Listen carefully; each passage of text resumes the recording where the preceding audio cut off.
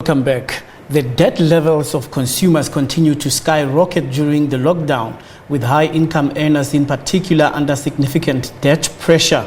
The escalating costs of electricity, petrol price, healthcare, and forcing consumers to dig deep into their pockets. Many consumers who have taken a payment holiday over the last 3 months are faced with the burden of paying high interest. To help us understand this legacy of debt and solutions to overcome this prevailing issue, we joined via Skype by Cassidy Beck, who does business development at a fintech Payflex. Thank you so much for joining us. Thank you so much for having me. So what has been the landscape of South African consumers' debt over the last few years? So if we look at a 2014 report from the World Bank, as well as a 2019 report from Differential Capital, SA consumers are certainly over-indebted and overspend on expensive unsecured credit. So unsecured lending accounts for about 25% of all new retail credit, which is sitting at around 200 billion rand currently. And while 19.3 million of our credit consumers in South Africa, 56% of these are in default. And then to throw out another shocking statistic, 80% of South Africans have borrowed money, which makes us the top borrowers in the world. So I think it's safe to say that we've certainly seen an unsecured lending boom, and South Africans are certainly sitting in a debt crisis. So now, if they're sitting on the debt crisis, what is your gauge in terms of coping financially when they have to make ends meet? And we talked about some having been on payment holidays and having to pay at high interest rates. So now, when you have to gauge them, would they be comfortable going forward? Yes, I think there are solutions going forward, and if we talk to these consumers and we tell them not to fear debt, that they can change their financial destiny, to save for a rainy day, to change their ways, and to spend responsibly and find flexible solutions, then it's possible. It's not the end of the road yet. So when we look at the Bloomberg Misery Index, saying that South Africa is one of the most miserable economy in the world, putting it at number 3 there, I mean, judging in terms of what government has done to intervene during the lockdown for people to cope during social justice and spending, and as well as South Africans who have been laid off, not being able to work and trying to survive amid this. In terms of that index, how would you gauge that South Africans can really come out of this problem? So it's a tough question and a tough situation.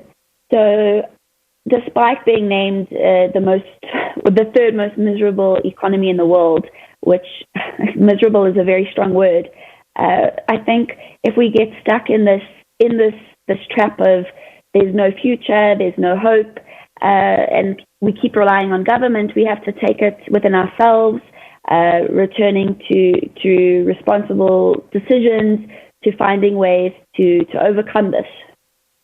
How bad is the situation, given that we don't even have the latest unemployment numbers? We don't also have the latest GDP figures that really show how the economy has been impacted ever since the outbreak of COVID-19. Yes, so there's no doubt that the general economic picture for South Africa is quite dire. This post-COVID-19 outlook, it certainly does seem desperate. And I don't know if you know this, but we were one of the few countries to enter lockdown and have this pandemic hit us while our economy was in a recession, and our second in 2 years, in fact. And at the same time, if we looked at Q4 in 2019, we also saw our agriculture, transport, and construction also had contracted sharply. So things are dire, but I don't want to be the negative Nelly. There is hope, and we can, if we work together, we can overcome this. So while we're still hoping that things perhaps will be okay over a 3-year period or so for the South African economy to recover, what are the debt coping mechanisms that South Africans can employ?